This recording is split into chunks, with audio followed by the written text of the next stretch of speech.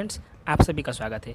देखिए, आज हम ऑल इंडिया कोटा के बारे में, काउंसलिंग के बारे में सारा कुछ एक एक करके जानने वाले हैं। देखिए, अभी हम कीवर्ड में सारा कुछ लिख के लाए हैं और इस कीवर्ड को हम डिटेल में एनालिसिस करेंगे। ठीक है, तो ये कुछ क्लेवरनेस भी है, मतलब कि जिसका यदि आपका रैंक कम है ना, तो कैसे आपको अच्छा कॉलेज मिलेगा, इस केस के बारे में आपको बताएंगे। इस केस के लिए कुछ सीट ब्लॉकिंग, मतलब कुछ कुछ बात है जो आपको अच्छे से समझाएंगे एक एक करके। ठीक है, आपको कुछ नहीं करना है, आपको बस यहाँ बैठे रहना है और जहाँ ज़रूरत पड़ेगा हम लिखेंगे भी, और आपको एक एक बात सारा स्टेप वाइज लिखे हुए हैं, आपको सारा कुछ सुनते हुए चले जाना है। बस आपको सुनना है, आपका एक भी डॉट इस वीडियो के बाद ऑल इंडिया क्वेश्चन से नहीं बचेगा, इतना मैं आपको गारंटी दे रहा हूँ वीडियो का स्टार्टिंग में। ठीक है, ये वीडियो हो सकता है आधा घंटा 30 मिनट चले। ठीक है, आपको बस बैठ के सुनना है, सारा कुछ स्टेप बाय स्टेप हम सारा कुछ बता रहे हैं, आप समझिए।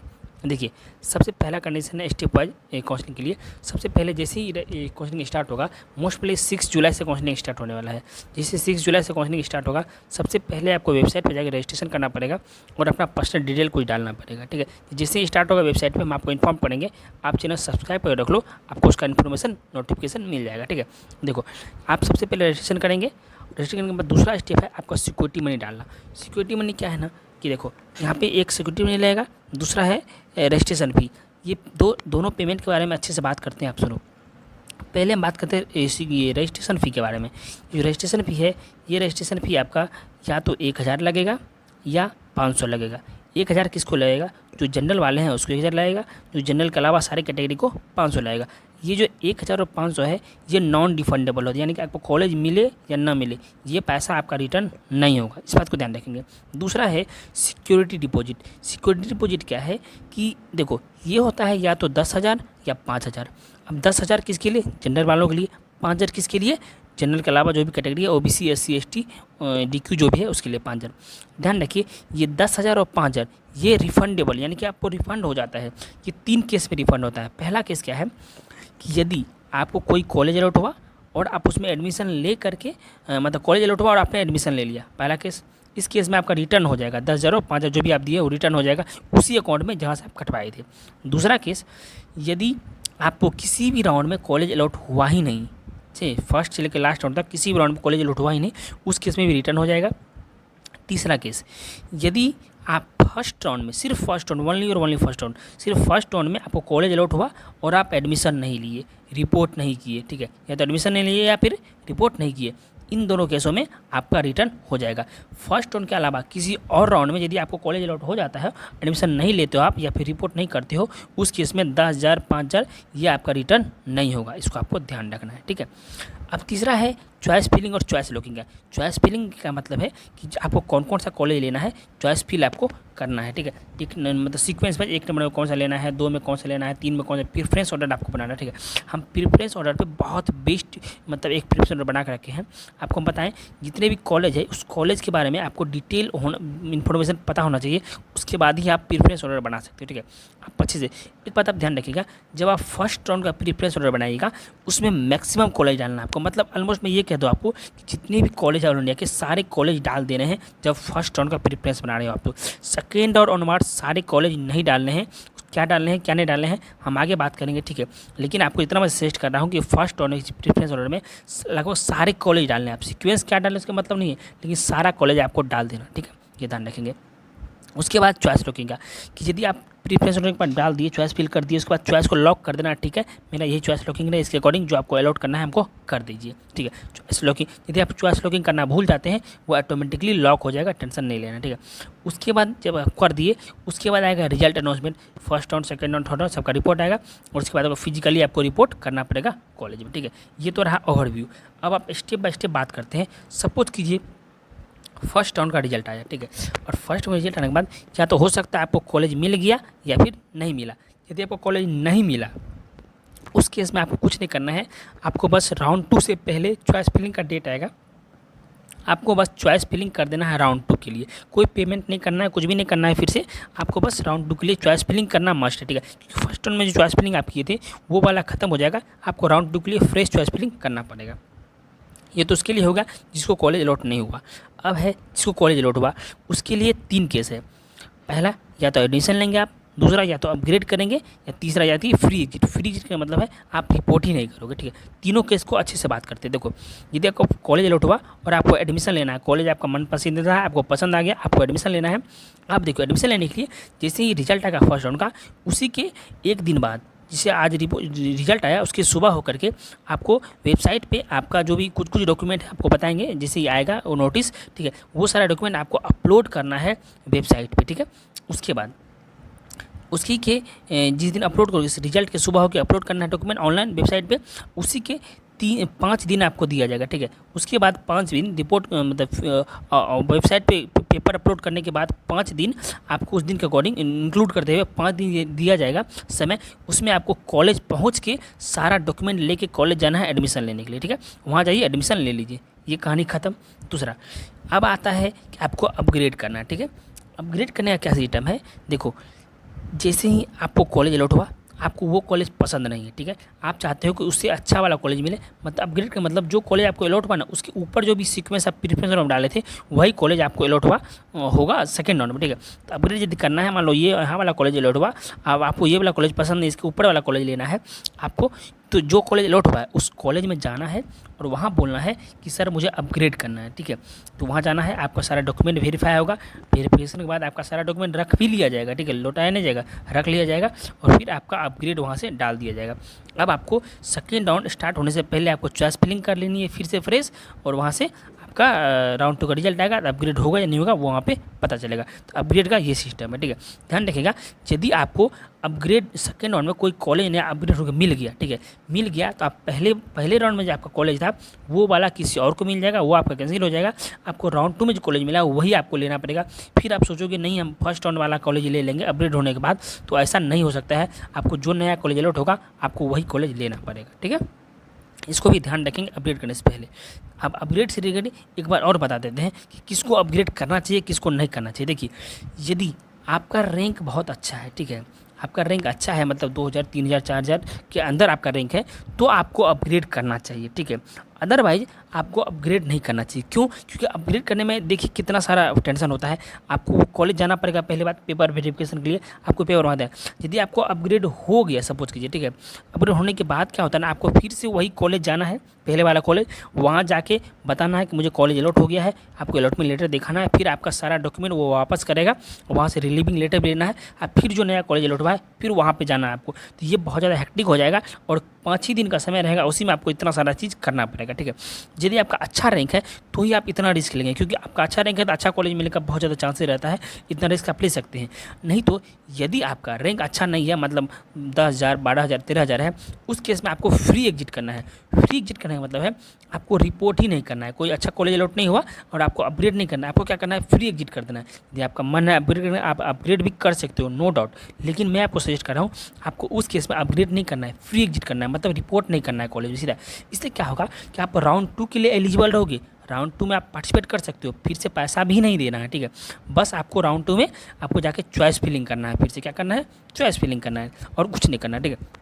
लेकिन ये फ्री एग्जिट वाला सिस्टम राउंड 2 और राउंड 2 के बाद ये अवेलेबल नहीं है, बस फर्स्ट राउंड में ही अवेलेबल है, इसको आप ध्यान रखेंगे, ठीक है।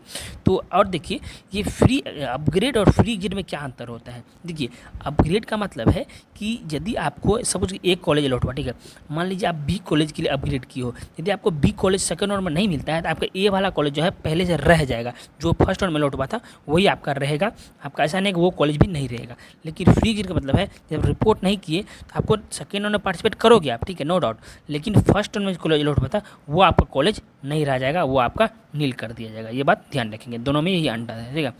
उसके बाद अब ये अब फर्स्ट राउंड के बारे में हो गया, अब चलते हैं सेकंड राउंड। अब आया सेकंड राउंड की बारी, अब आएगा सेकंड राउंड का रिजल्ट। और रिजल्ट आएगा, यहाँ भी हो सकता है किसी बच्चों को कॉलेज अलॉट ना हो, फर्स्ट राउंड में ना हो, सेकंड में नहीं हो, और दूसरा कि अलॉट हो जाए। अलॉट होने के बाद बात करेंगे, लेकिन पहले नहीं होने वाले का बात करते हैं। जिसका नहीं हुआ तो कोई दिक्कत नहीं है, अब कोई इसको फिर से पेमेंट नहीं करना है, बस थर्ड राउंड स्टार्ट होने से पहले ही उसको चॉइस फिलिंग कर लेनी है फिर से, क्योंकि पहले वाला चॉइस फिलिंग सारा नील हो जाएगा, आपको फिर से चॉइस फिलिंग कर लेनी है। ये बात आप समझे। अब बात करते हैं जिसको कॉलेज अलॉट हो जाता है उसके लिए। देखो, यदि आपको कॉलेज अलॉट हुआ, हो सकता है एडमिशन लेंगे, मतलब या तो अपग्रेड हुआ होगा, मतलब फर्स्ट राउंड में अपग्रेड किया था, आपका अपग्रेड होकर नया कॉलेज मिला होगा। दूसरा बात कि या तो आपको फर्स्ट राउंड में अलॉट नहीं हुआ था, सेकंड राउंड में डायरेक्ट अलॉट हुआ, तो फ्रेश एडमिशन लेंगे आप।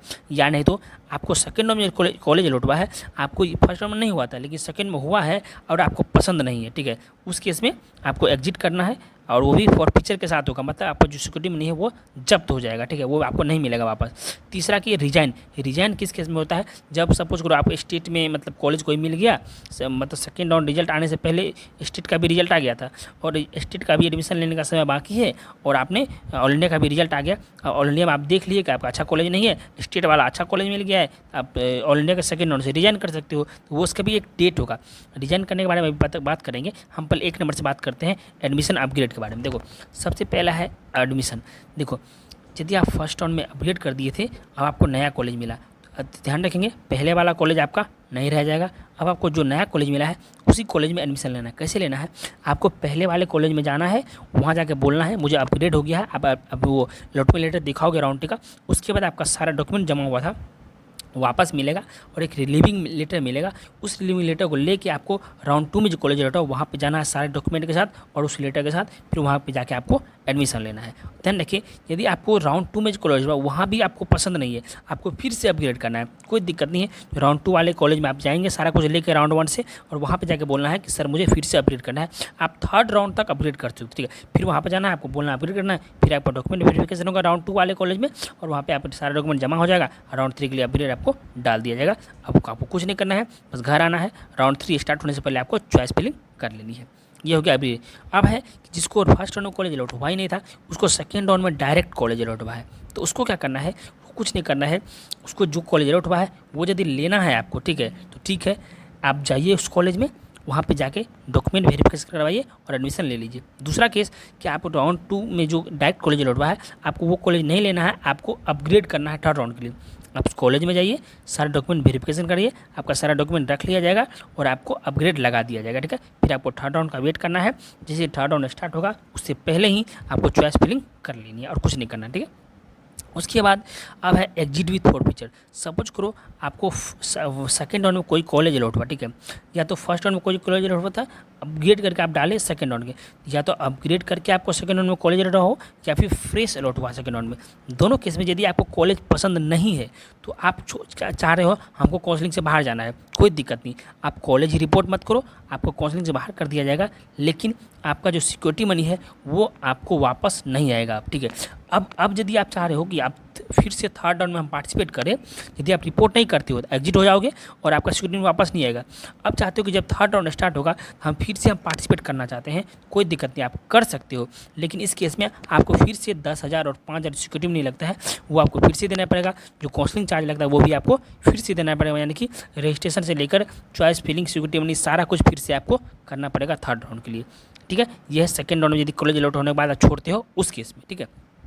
अब है रिजाइन किस केस में होता है, देखो, यदि सपोज करो राउंड 2 का ऑल का रिजल्ट आ गया, ठीक है, और उसके बाद राउंड फर्स्ट का रिजल्ट आने वाला है स्टेट का राउंड 1 का जब रिजल्ट आया, आप देख लो उसमें आपको अच्छा कॉलेज मिल गया है और राउंड 2 में जो अपग्रेड होके या फिर एडमिशन लेके अच्छा कॉलेज नहीं मिला है, ठीक है, तो उस केस में आपको कुछ समय दिया जाएगा, ठीक है, 3-4 दिन का समय रहेगा अलॉटमेंट आने के बाद ऑल इंडिया का, कि आप इस केस में आप रिजाइन कर सकते हो कॉलेज को, ठीक है। तो आपको वो डेट आपको ध्यान रखना है कब डेट आता है, ये सब हमारी जिम्मेदारी है।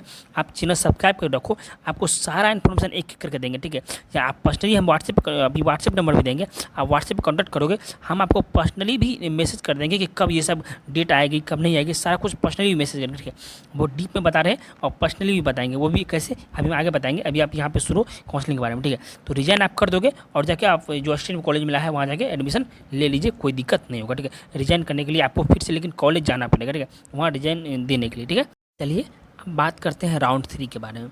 देखिए, सेकेंड राउंड के बारे में यदि आपको समझ आ गया होगा तो राउंड 3 आपके लिए ज़्यादा हार्ड नहीं समझना। देखो, जैसे ही राउंड 3 का रिजल्ट आएगा, ठीक है, उसके बाद यहाँ पे क्या है ना, ये थर्ड पॉइंट और फोर्थ पॉइंट इसका कोई मतलब ही नहीं है राउंड 3 में। अभी आपको समझाएंगे क्यों ऐसा हम बोल रहे हैं। देखो, पहला पॉइंट समझो आप कि यदि आपको आपका रिजल्ट आया थर्ड राउंड का और आपको कोई कॉलेज अलॉट नहीं हुआ, उस केस में आपको कुछ नहीं करना है, बस स्ट्रेट वैकेंसी राउंड में डायरेक्ट एलिजिबल होंगे आप पार्टिसिपेट करने के लिए, ठीक है, पहला बात ये।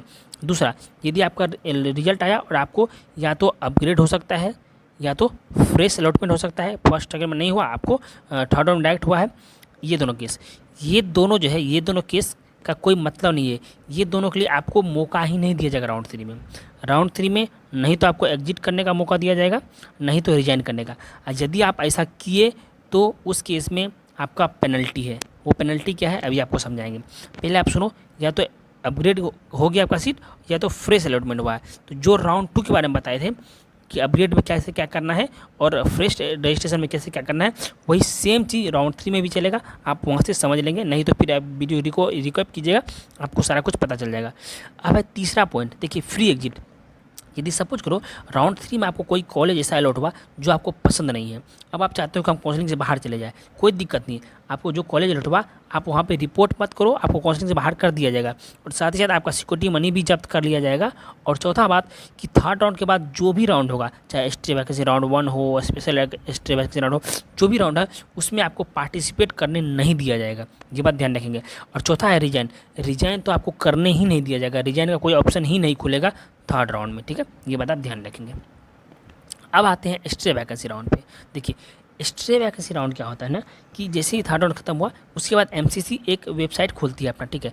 उस वेबसाइट पे जितने भी स्टेट हैं उस जब भी सारे स्टेट का भी थर्ड राउंड खत्म हो जाएगा और ऑल इंडिया के उसके बाद ही ये स्टार्ट होगा, ठीक है। सारे स्टेट का खत्म हो गया, ऑल इंडिया का भी थर्ड राउंड खत्म हो गया। अब एक वेबसाइट खोला, उस वेबसाइट पे सारे स्टेट अपना अपना डाटा शेयर करेंगे। हमारे स्टेट में जो है थर्ड राउंड में ये बच्चे एडमिशन ले लिए, सबका रोल नंबर डाल दिए नीट का। उसके बाद जो एमसीसी है वो भी ऑल इंडिया से जो बच्चे एडमिशन लिए थर्ड राउंड तक में उस सबका डाटा यहाँ पे शेयर कर दिया। अब क्या है कि स्टे वैकेंसी राउंड का रजिस्ट्रेशन खुलेगा। अब जब इसका रजिस्ट्रेशन खुलेगा वही वेबसाइट पे खुलेगा।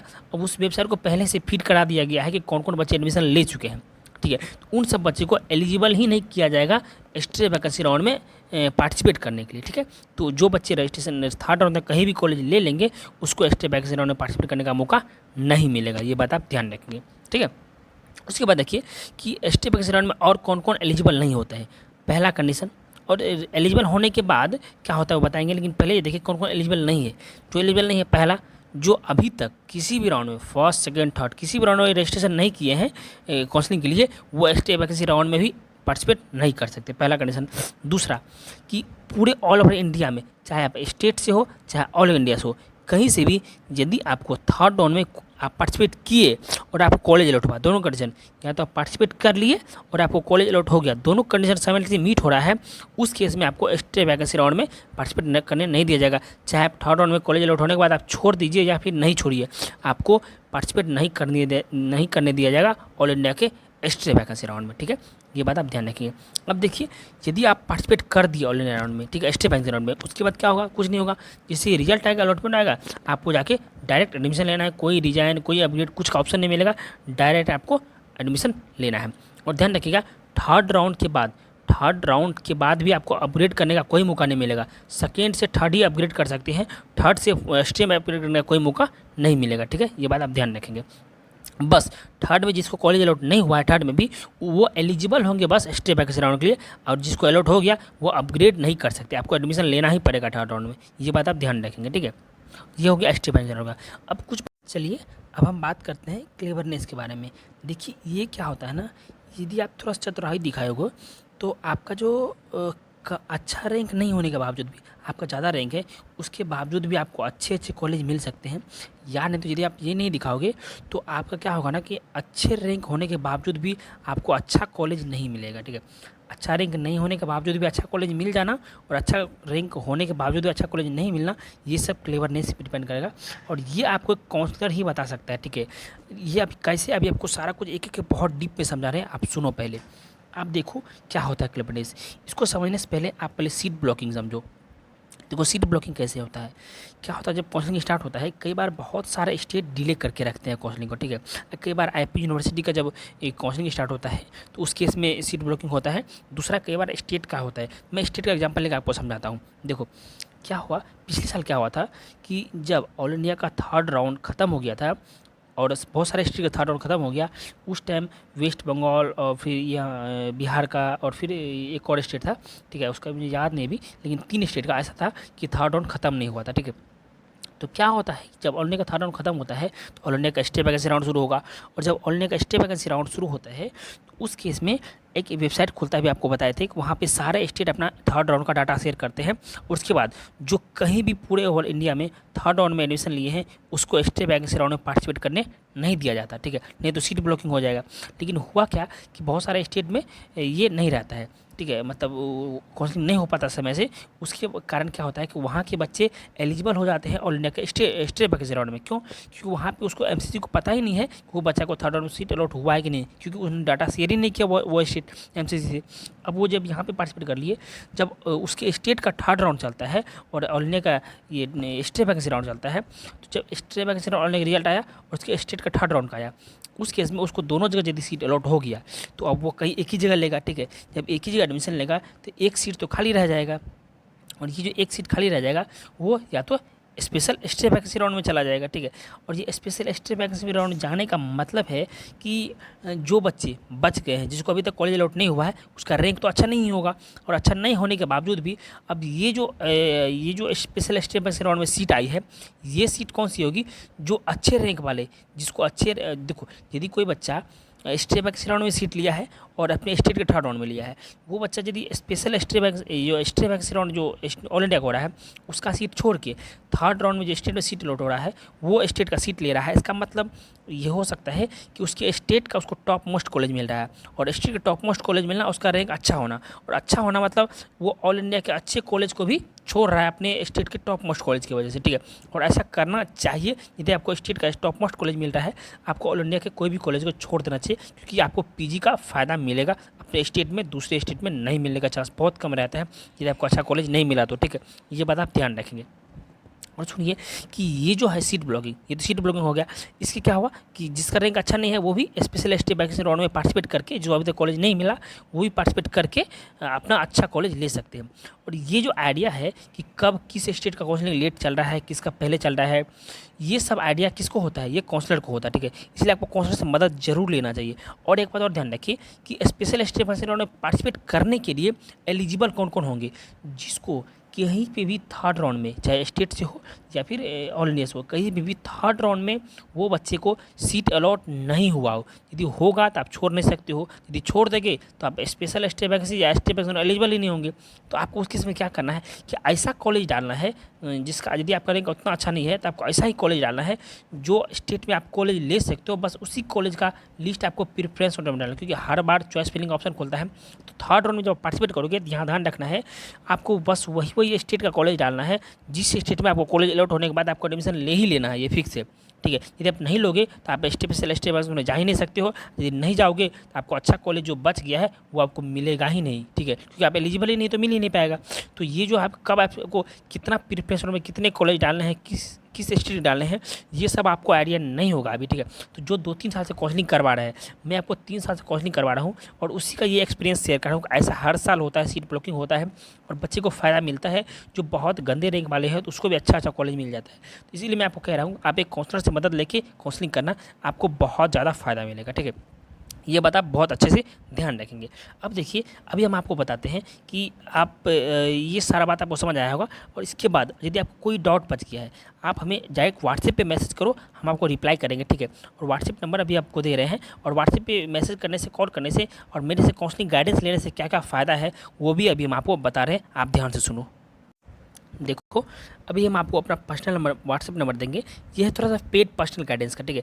यहाँ पे क्या होता है ना, मैं आपको पर्सनली कॉल करके सारे राउंड के बाद सजेस्ट करता रहूँगा कि कब आपको कौन सा प्रीफरेंस रोड डालना है, क्या नहीं डालना है, कब सारे कॉलेज डालने हैं, कब सारे कॉलेज नहीं डालने हैं। देखिए, पेड काउंसलिंग में क्या क्या सर्विस आपको मिलेगा, सारे स्टेट वाइज आपको प्रीफरेंस लिस्ट मिल जाएगा, जिस स्टेट में पार्टिसिपेट करना है वहाँ कीजिए, जहाँ नहीं करना है मत कीजिए, सारे स्टेट वाइज आपको मिल जाएगा, ठीक है। प्रत्येक राउंड के बाद आपको क्या क्या करना है, क्या नहीं करना है, सारा इन्फॉर्मेशन हम आपको एक एक करके देते रहेंगे, ठीक है। आपको कोई दिक्कत नहीं होगा, ठीक है। सारे राउंड के बाद देंगे आपको, ठीक है, कॉल मैसेज करके हर कुछ करके, ठीक है।